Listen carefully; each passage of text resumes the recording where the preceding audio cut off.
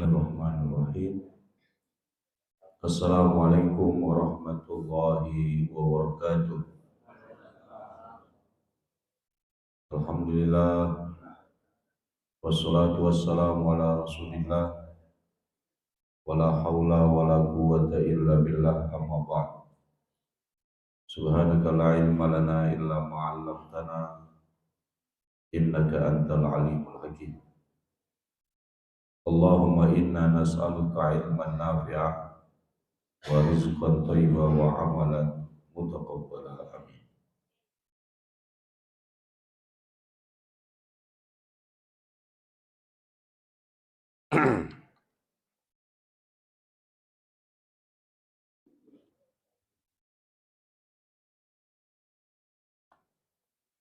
Masyarul muslimin, jamaah salat subuh Masjid Nurul Islam yang dirahmati Allah. Alhamdulillah, kita bersyukur pada Allah Subhanahu wa taala atas limpahan rahmat, taufik dan hidayahnya. Pada subuh hari ini kita bisa bersama-sama menunaikan kewajiban kita sebagai hamba Allah, melaksanakan sholat yang disaksikan oleh para malaikat, dan mudah-mudahan amal ibadah kita pada pagi hari ini diterima oleh Allah Subhanahu wa taala. Salawat dan salam semoga dilimpahkan kepada junjungan kita Nabi besar Muhammad sallallahu alaihi wasallam. Kita sudah memasuki bagian kedua dari ngaji kita, surat-surat dalam juz Amma, yang terdiri dari 9 surat, mulai Ad-Duha sampai dengan Al-Qari'ah. Pada bulan lalu kita sudah membahas surat Ad-Duha, di mana Allah Subhanahu wa taala mengingatkan pemberiannya kepada nabinya. Ada 3 pemberian Allah, yaitu perlindungannya ketika Nabi Muhammad dalam keadaan yatim, kemudian diberinya petunjuk ketika Nabi Muhammad dulunya dalam keadaan tidak banyak mengetahui syariat, dan pemberian yang ketiga adalah dicukupkan kebutuhan Rasulullah ketika dulunya Nabi dalam keadaan fakir. Alam yajidka yatiman fa'awa wa wajadaka dhallan fahada wa wajadaka 'ailan fa'agna. Kemudian seiring dengan itu Allah perintahkan nabinya sebagai tanda syukur atas nikmat-nikmat tersebut, yaitu dengan melakukan 3 hal. Fa'ammal yatima fala takhar, wa ammas sa'ila fala tanhar, wa amma bi ni'mati rabbika fahaddits. Nah, sekarang kita juga akan membahas 3 pemberian Allah kepada Rasulnya dalam surat Alam Nashrah atau surat Asy-Syarah. Para ulama tafsir banyak menyebutkan bahwa surat At-Tin ini masih berhubungan, surat Ad-Duha masih berhubungan erat dengan surat Asy-Syarah karena berkaitan dengan pemberian Allah kepada Rasulnya. Surat Asy-Syarah ini tergolong Makki, ya, artinya turun sebelum Nabi hijrah ke Madinah, dan jumlah ayatnya ada 8. Insyaallah Bapak Ibu hafal semua, ya, Alam Nashrah hafal. Baik, kita akan baca terlebih dahulu. Saya akan mengawali, nanti Bapak Ibu mengikuti. A'udzu billahi minasy syaithanir rajim.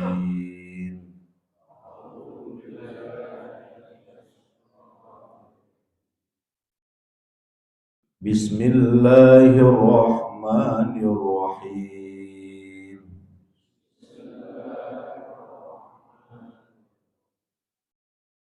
Alam nashrah laka sadrak wa wada'na 'anka wizrak alladzi anqadha zahrak wa rafa'na laka dzikrak fa inna ma'al usri yusra inna ma'al usri yusra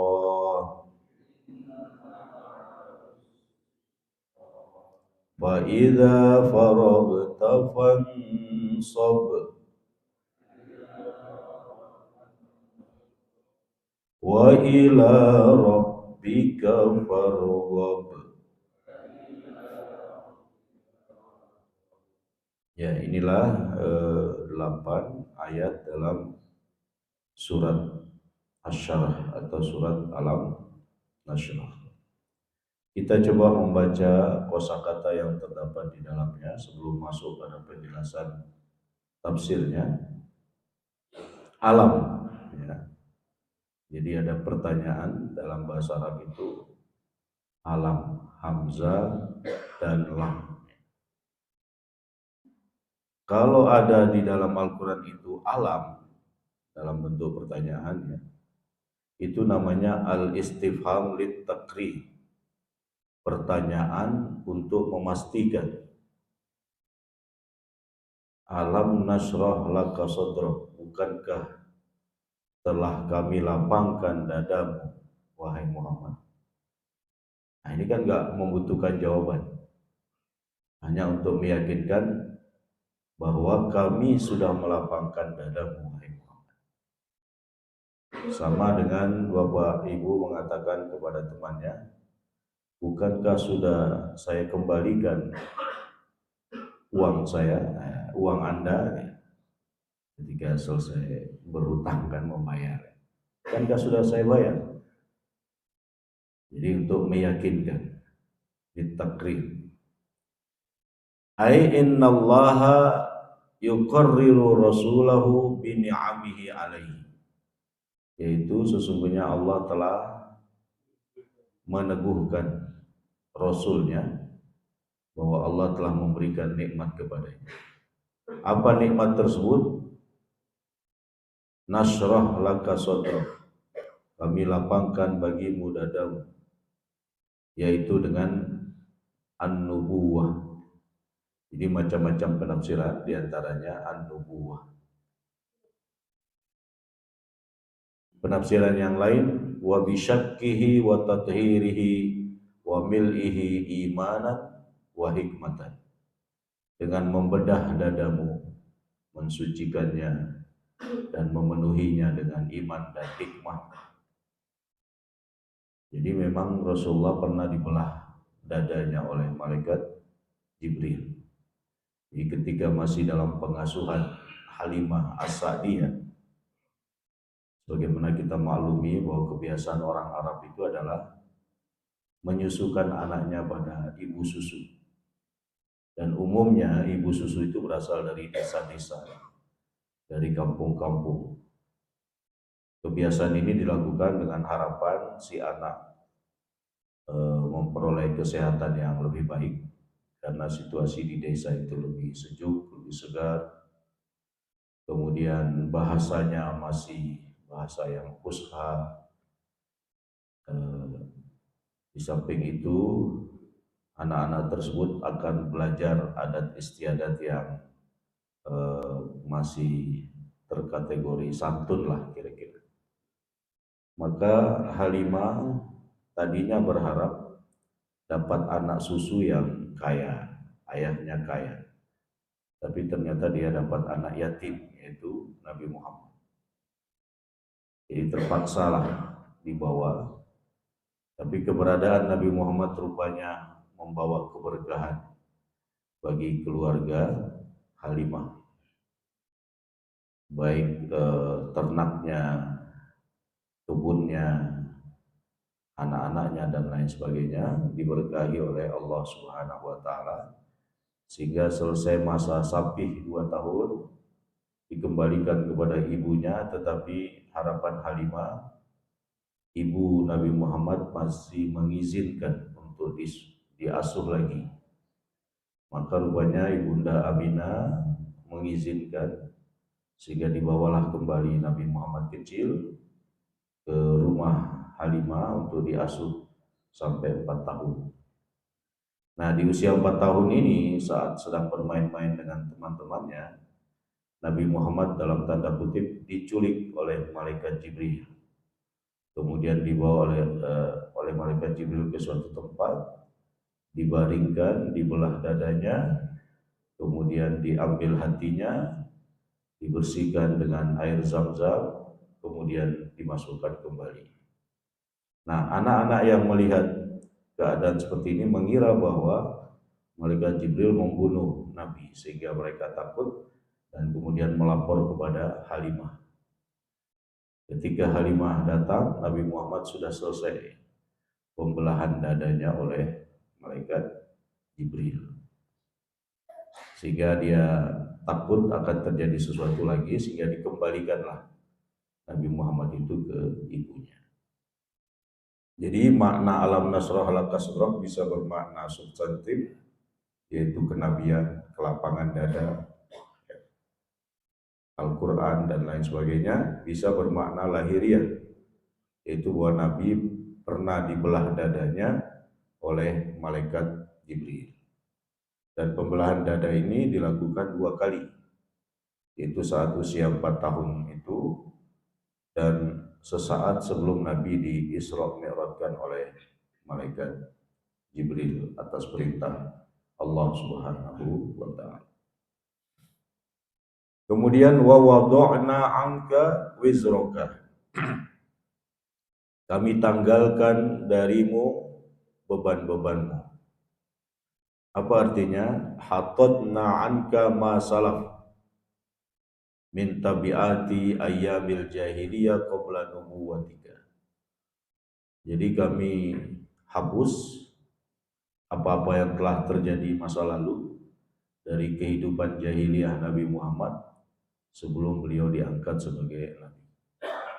Karena Nabi di masa kenabiannya terus merasa terbebani dengan apa-apa yang telah terjadi di masa jahiliyah, walaupun beliau tidak pernah menyembah berhala, tidak pernah minum minuman keras, tidak pernah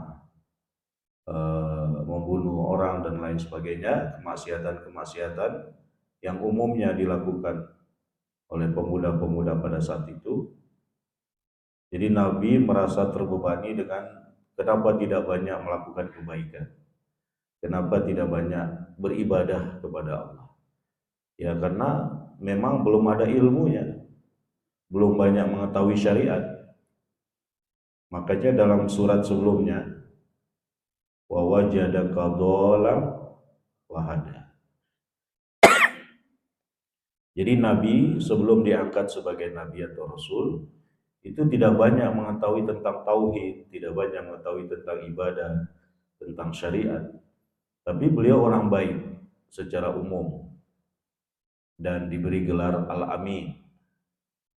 Ya, hanya saja tidak intensifnya beliau melakukan kebaikan karena tidak banyak mengetahui syariat itu.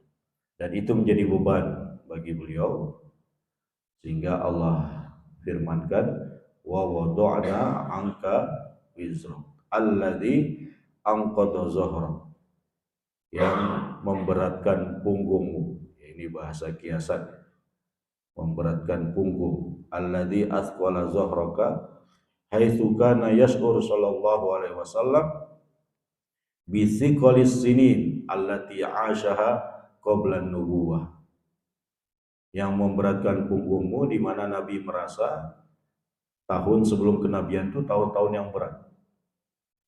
Ya karena tidak banyak mengetahui syariat itu. Lam yu'bad fiha Allah, beliau tidak beribadah kepada Allah, tapi tidak menyekutukan Allah. Bi fi'li mahabihi wa tarki makarihi, karena sebab tidak mengerjakan apa yang disukai oleh Allah dan tidak meninggalkan apa yang dibenci oleh Allah. Di adami ilmihi bidzalika, karena tidak adanya ilmu beliau tentang hal itu sebelum jadi nabi. Wa rafa'na laka dzikrak, dan kami tinggikan sebutan namamu.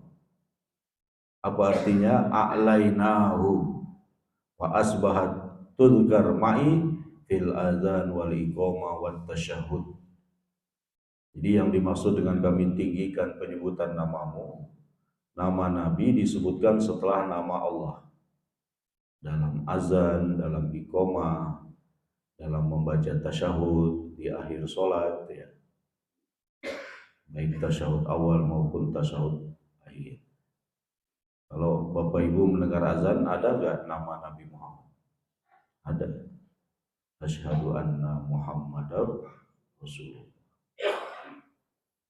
Bahkan ketika seorang bersyahadat, ya, masuk Islam, itu pun harus menyebut nama Nabi Muhammad. Jadi tidak sah kalau hanya syahadat tauhid saja tanpa menyebut syahadat Rasul.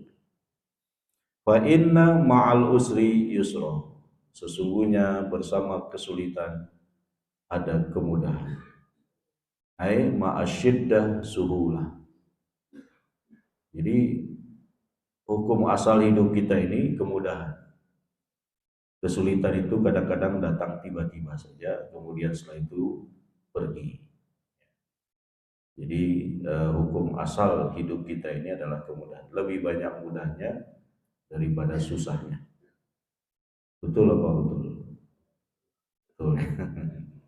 Silakan diingat-ingat sejak bayi dulu sampai sekarang, lebih banyak sulitnya atau lebih banyak mudahnya. Kemudian faiza faragta, apabila Anda telah selesai melakukan sesuatu, misalnya melakukan sholat, fansab, ya, maka berpayah-payahlah fit doa, bersusah payahlah, bersungguh-sungguhlah dalam berdoa. Jadi bagi seorang muslim itu nggak ada liburnya, nggak ada nganggurnya kalau dia itu adalah muslim yang produktif. Berdasarkan ayat ini, wa idza faragta fansab, itu adalah perintah untuk melakukan produktivitas amal. Setelah amal ukhrawi selesai, kemudian beralih amal duniawi. Setelah amal duniawi selesai, beralih lagi amal ukhrawi. Setelah urusan keluarga selesai, urusan masyarakat. Setelah urusan masyarakat selesai, urusan keluarga, dan seterusnya. Jadi nggak ada nganggurnya. Jadi istirahat itu di alam barzah. Wa ila rabbika farghab, kepada Tuhanmu sajalah engkau berharap. Ai fadra ilaihi ragiban fi ma indahu minal khairat wal barokat. Berharaplah dari sisinya, dari sisi Allah, apa yang ada padanya berupa kebaikan-kebaikan, keberkahan-keberkahan. Jangan berharap pada manusia, karena manusia tidak punya apa-apa. Yang punya banyak hal itu adalah Allah Subhanahu wa ta'ala. Wa ila rabbika farghab. Baik, kita akan menjelaskan tafsiran ayat ini atau surat An-Nasr, Alam Nasrah ini dalam beberapa kalimat di sini.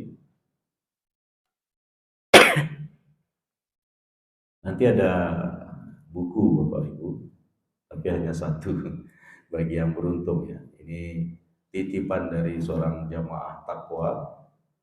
Dia ingin menempatkan sebagian hartanya untuk memberikan buku kepada jamaah. Karena saya ceritakan saya melakukan di Gondang Legi pada jamaah pengajian saya dan di Lawang. Dan dia ingin berkontribusilah kira-kira menitipkan buku. Tapi bukunya tidak perlu dibeli. Pokoknya dicarikan. Minta tolong sekalian dicarikan bukunya. Kemudian di mana saya mengaji, nanti di situ ada door prize, kira-kira begitu. Qauluhu alam nasrah laka sadrak wa wada'na 'anka wizrak alladzi anqadha zahrak wa rafa'na laka dzikrak. hadhihi thalathu minanin ukhra ba'dal minanis salas allati ja'at fis surah qablaha. Ini adalah 3 pemberian yang lain setelah disebutkan 3 pemberian dalam surat sebelumnya. Mannahallahu ta'ala ala rasulihi bitakririhi biha, di mana Allah memberikan nikmat-nikmat tersebut dengan disebutkan oleh Allah sendiri apa yang sudah Allah berikan kepada nabinya. Fal'ula bisyarhi sodrihi, yang pertama nikmat yang diberikan Allah kepada Nabi Muhammad yaitu dengan dilapangkannya dada beliau. Lihat tasih lil wahyi, agar siap menerima wahyu. Walima sayalqahu min qaumihi min sayil qaul, dan supaya siap menghadapi apa-apa yang akan dihadapi dari kaumnya berupa kata-kata yang tidak enak didengarlah. Orang kalau mendengar kata-kata tidak enak kemudian dadanya sempit, itu lebih cepat emosi, lebih cepat marah. Tapi kalau orang yang berlapang dada, ya tidak gampang emosi gitu. Memang lapang dada ini penting. Kalau Nabi Musa sampai meminta itu lapang dada, sedangkan Nabi Muhammad langsung diberi.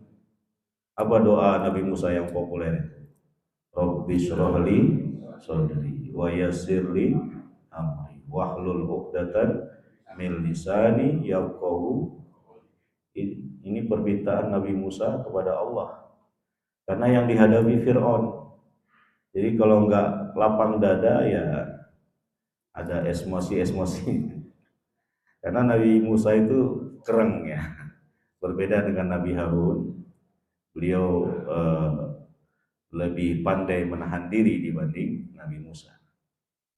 Ketika Nabi Musa itu pulang dari panggilan Allah ke suatu tempat 40 hari, beliau melihat kaumnya itu menyembah anak sapi. Langsung dicari Nabi Harun tuh kerah lehernya diangkat. Kemudian wahyu yang baru beliau terima dibuang. Jadi namanya orang sudah marah, sesuatu yang suci itu tidak dipikir lagi. Apakah Nabi Musa salah? Ya tidak, mungkin karena keadaannya. Marahnya karena Allah melihat kaumnya menyembah anak sapi, padahal baru melihat keajaiban yang datang dari Allah, terbelahnya lautan, ditolongnya mereka oleh Allah, tenggelamnya Fir'aun dan bala tentaranya, kok masih menyembah anak sapi.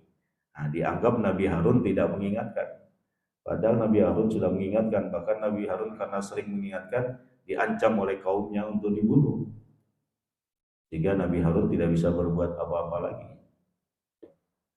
Dan Nabi Harun merupakan rekor tertinggi dalam kehidupan ini, di mana Nabi Musa minta agar saudaranya itu jadi nabi. Nah, ada seseorang merekom anaknya jadi cawapres, belum apa-apa itu. Jadi rekom yang tertinggi itu rekom Nabi Musa agar saudaranya jadi nabi, dan Allah kabulkan menjadi jubirnya Nabi Musa. Jadi kita berharap juga memiliki dada yang lapang dengan mengamalkan doa Nabi Musa. Jadi doa Nabi Musa ini seringkali dibaca hanya ketika SD, ketika mau belajar. Nah, sebenarnya ya dibaca saat kita mau suatu misi bisnis, mungkin misi apa gitu ya, untuk mungkin membantu melamar seseorang sebagai pembicara mewakili keluarga. Ya Rabbi syrahli sadri juga bisa dipakai. Wa batilul kalam, kata-kata yang batil yang diucapkan oleh kaumnya kepada Nabi Muhammad. Misalnya menganggap Al-Quran sebagai ayat-ayat setan. Ini Ummu Jamil. Ummu Jamil itu menganggap Al-Quran yang diterima Nabi itu bukan berasal dari Allah, tapi dari setan. Ketika tidak turun beberapa hari wahyu sebelum turunnya surat Ad-Duha, Ummu Jamil ini datang mengejek Nabi. Wah, saya sudah tidak melihat lagi setan mau mendatangimu. karena tidak turun wahyu itu. Jadi dia menganggap bahwa yang diterima Nabi berupa wahyu itu adalah dari setan. Jadi anggapan Al-Quran sebagai ayat-ayat setan itu sudah ada sejak Al-Quran turun. Ya, sebagaimana dulu pernah viral Salman Rushdie menulis buku The Satanic Verse, ayat-ayat setan. Allazi yudayyik bihil insan, yang mana perkataan-perkataan batil itu bisa menyesakkan dada kalau mendengar. Tapi bagi mereka yang memiliki kelapangan dada, ya tidak terlalu ditanggapi lah. Walaupun sebagai manusia mungkin terasa juga, tapi dia lebih sanggup untuk menahan diri. Wasanya, pemberian yang kedua, wad'ul wizr anhu, diletakkannya, ditanggalkannya kesalahan-kesalahan yang dianggap kesalahan, padahal sebenarnya bukan kesalahan. Wa innahu sallallahu alaihi wasallam wa in lam yakun lahu wizrun haqiqatan wa innahu kana yas'ur bi hamli thaqilin min jara tarkil ibadah wa taqarrub ila Allah taala fi waqtin ma qabla nubuwah. Rasulullah ya, walaupun tidak punya dosa yang sebenarnya, ya dosa yang betul-betul dianggap dosa, tapi beliau merasa berat sekali secara psikologis, karena sebelum masa kenabian itu beliau meninggalkan ibadah, artinya tidak beribadah. Ya karena tidak tahu, tidak mendekatkan diri kepada Allah lebih banyak. Ya paling beliau mengetahui tauhid dari agama millah Nabi Ibrahim, itu pun tidak banyak yang beliau ketahui. Nah itulah yang dianggap berat bagi Nabi, sehingga Allah turunkan beban itu dari punggung beliau. Wa nuzulil wahyi alaihi idh asa umron arba'ina sanatan lam ya'rif fiha ibadatun wala ta'atun lillah. Nabi hidup selama 40 tahun tidak mengenal ibadah, tidak mengenal ketaatan. Ya, kalau kita mungkin mengenal tapi malas mengenalnya, sehingga hidup seperti masa jahiliyah.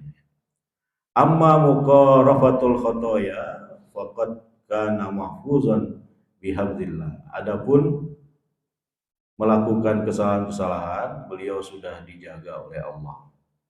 Makanya Nabi Muhammad itu maksum, terjaga untuk melakukan kemaksiatan-kemaksiatan. Falam yasjud li sonamin, tidak pernah menyembah berhala. Kalau pemuda-pemuda yang lain pada masa itu ya pada menyembah berhala. Karena di sekitaran Ka'bah dan di dalamnya itu banyak berhala. Walam yasrob homron, tidak pernah minum homer. Padahal minum homer pada masa itu ya biasa aja. Sampai kemudian Islam datang pun masih pengharamannya dilakukan secara bertahap. Ya, pertama dimasukkan semacam doktrin bahwa minum homer ini lebih banyak mudaratnya daripada manfaatnya, supaya manusia itu berpikir. Yang kedua, kalau akan masuk waktu sholat jangan minum, supaya nanti ketika sholat tidak mabuk. Tidak mabuk dalam sholat, baca Al-Kafirun gak selesai-selesai. Kemudian baru tahapan ketiga itu innal khamra wal maisar wal ansab wal azlam rijzun min amalis syaitan. Baru pengharamannya. Sehingga pada saat itu semua yang punya khamr berupa periuk-periuk di dalam rumah langsung dibuang ke halamannya. Jadi saat itu banyak banjir khamr ya di rumah para sahabat, karena sudah ada pengharaman yang tegas. Nah, ini menunjukkan bahwa ajaran Islam itu ya sangat memperhatikan realita yang ada, tidak serta-merta mengharamkan. Ini juga menjadi prinsip dalam berdakwah, harus ada tahapan-tahapan yang dilalui dulu. Kemudian dikatakan walam yakul au yaf'al itsman qad, Nabi tidak pernah melakukan dosa. Ya, hanya saja Nabi merasa kok tidak banyak ibadah pada saat itu. Kok tidak banyak mendekatkan diri pada saat itu. Faqad saqqa sadrahu wa huwa tiflun fir rabi'a fi umrihi. Beliau telah dibelah dadanya ketika masih berusia 4 tahun. Wa akhrajat minhu al-alaqah allati hiya mahattatus syaitan. Dikeluarkan dari diri beliau itu alaqah. Ya, semacam hatinya lah yang menjadi tempat bersemayamnya setan. Allati yanzilu biha min sadril insan wa yuwaswis bisyarri lil insan. Yang mana dari balik hati itulah setan merencanakan aksinya, yaitu mengganggu manusia atau membisikkan manusia keburukan-keburukan. Lakukan ini, lakukan itu, dan lain sebagainya. Itu pemberian yang kedua. Yang ketiga, wasalisa raf'u dzikri ay zikruhu sallallahu alaihi wasallam id qarana ismuhu bismihi ta'ala fit tasyahhud wa fil adhan wa fil iqamah. Pemberian yang ketiga adalah diangkatnya penyebutan nama Nabi, di mana nama beliau disandingkan dengan nama Allah dalam tasyahud, dalam azan, dalam iqamah. Wa dzalika dahru kullu wa ma baqiyatil hayat. Dan sepanjang hidup, ya, bukan sepanjang hidup Rasulullah, sepanjang kehidupan ini ada, nama beliau ditinggikan melalui tasyahud, azan, dan iqamah. Wa qauluhu ta'ala fa inna ma'al usri yusra, inna ma'al usri yusra. Kemudian Allah berfirman pada ayat ke-5 dan 6, diulangi 2 kali, sesungguhnya bersama kesulitan itu ada kemudahan, dan bersama kesulitan itu ada kemudahan. Bukan setelah kesulitan, tapi bersama, pakai kata ma'a. Ya, bukan setelah kesulitan berlalu dulu baru ada kemudahan. Fahadhihi busyra bi qurbil farhi bi qurbil farji lahu wa li ashabi. Ini adalah kabar gembira, yaitu dengan terkuaknya kesulitan yang dihadapi oleh Nabi dan para sahabatnya. Ba'da dzalikal ana allazi yu'aduna wa syidda allati yuqasuna. Setelah mengalami berbagai kesulitan, penzoliman dari orang-orang Quraisy pada periode Mekah itu. Wa min thumma basyara sallallahu alaihi wasallam ashabahu wa huwa yaqul lan yaglibal usru yusrain. Lan yaglibal usru yusrain. Karena itulah berdasarkan ayat tadi Nabi menyampaikan sabdanya, tidak mungkin satu kesulitan mengalahkan 2 kemudahan. Tidak mungkin satu kesulitan mengalahkan 2 kemudahan. Bagaimana maksudnya? Kalau kita perhatikan fa inna ma'al usri yusra, inna ma'al usri yusra, itu kata al-usr yang berarti kesulitan itu ada alif lamnya. Sedangkan kata yusr yang berarti kemudahan tidak ada alif lamnya. Ya. Kalau dalam bahasa Arab itu ada alif lamnya, itu menunjukkan sesuatu itu sudah tertentu. Ya, sesuatu itu sudah tertentu, sehingga sama antara kata al-usru yang pertama di ayat ke-5 dengan al-usru yang kedua di ayat ke-6. Ya, satu kesulitan, terhitung satu. Sedangkan yusr itu tidak ada alif lamnya. Namanya tidak ada alif lam, berarti dia sesuatu yang belum dikenal. Sehingga antara yusr pertama dengan yusr kedua itu berbeda. Nah, karena itulah Nabi tadi mengatakan apa? Tidak mungkin satu kesulitan mengalahkan 2 kemudahan. Itulah tadi kenapa di awal saya mengatakan dalam hidup kita ini lebih banyak kemudahannya daripada kesulitan. Karena nggak mungkin satu kesulitan mengalahkan 2 kemudahan. Lan yagliba usrun yusrain.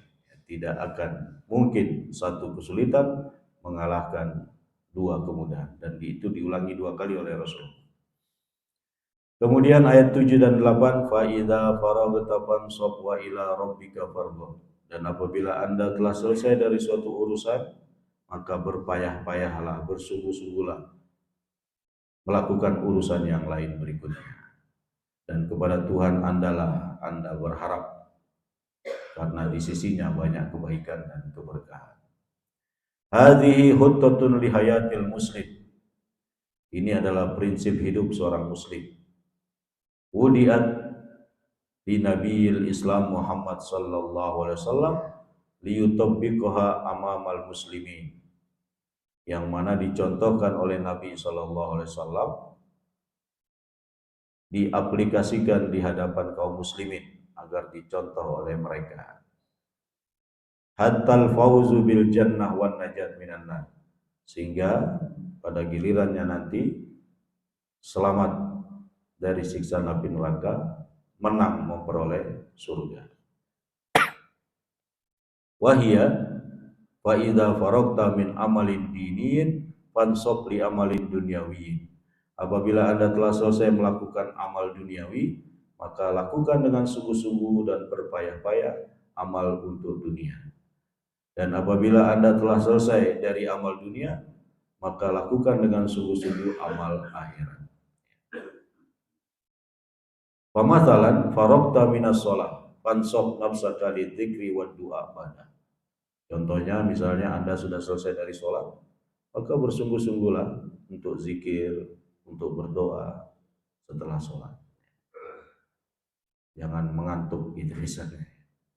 Faragta minas sholat ad-du'a fansab nafsaka li dunyaka. Setelah selesai sholat, selesai doa, selesai pengajian, maka bersungguh-sungguh untuk kegiatan duniawi, misalnya apa?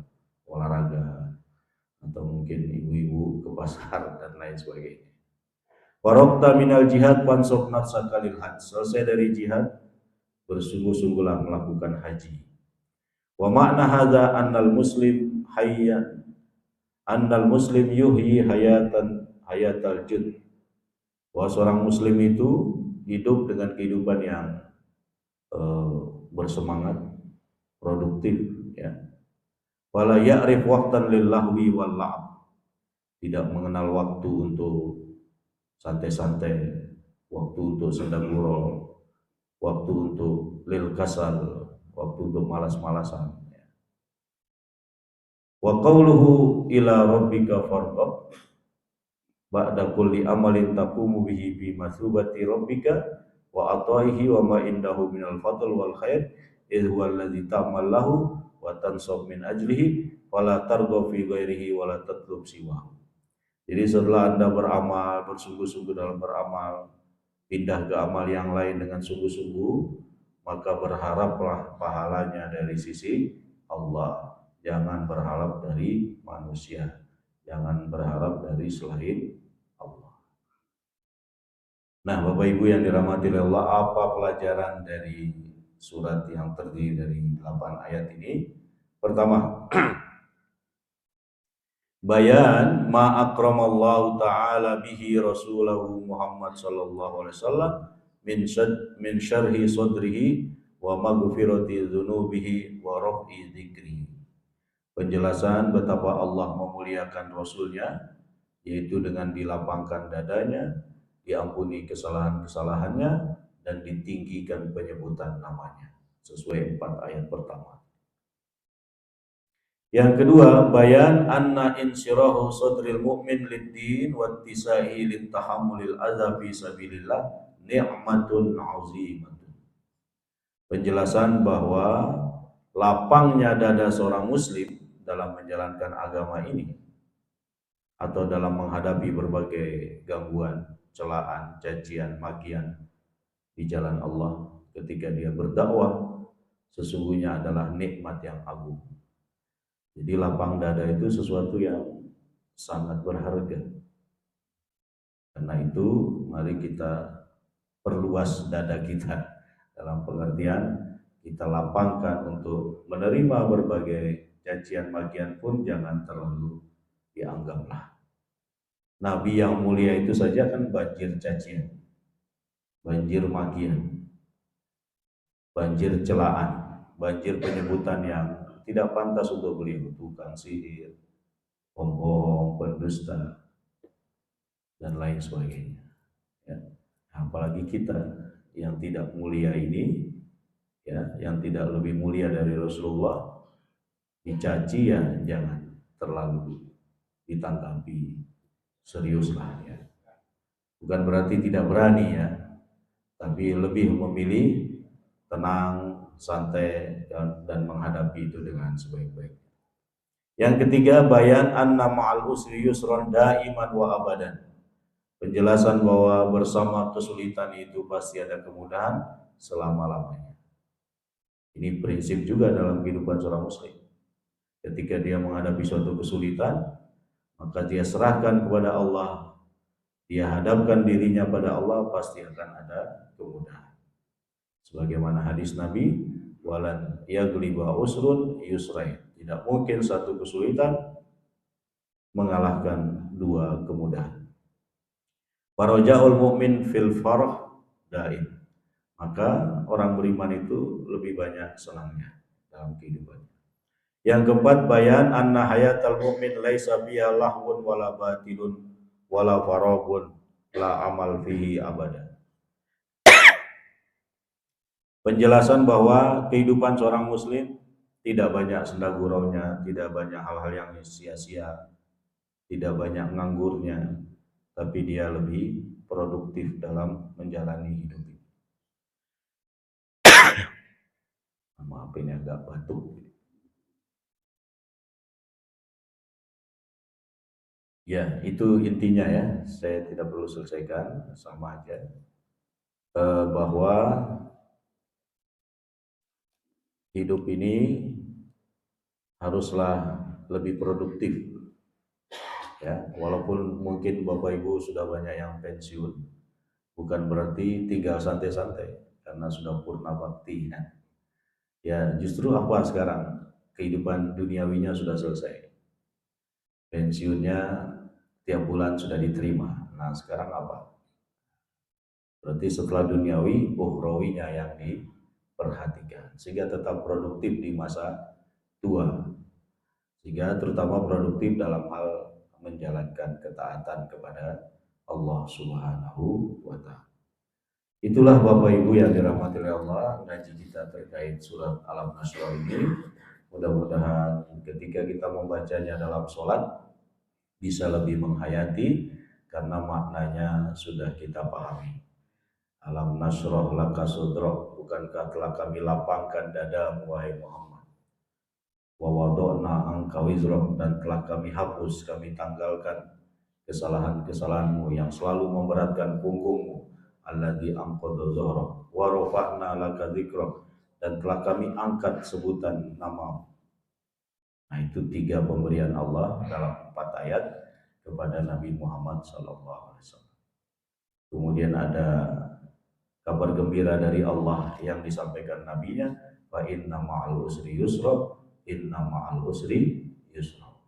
Dan ditutup dengan semangat produktivitas dalam kehidupan seorang muslim, wa idza faraghta fansab wa ila rabbika wallahu a'lam. Baik, sebelum saya bagi buku, mungkin ada pertanyaan-pertanyaan dulu dari Bapak Ibu. Nanti saya lanjutkan dengan pertanyaan dari saya untuk mendapat buku ini. Allahumma wa bihamdika asyhadu an la ilaha illa anta astaghfiruka wa atubu ilaik. Assalamualaikum warahmatullahi wabarakatuh.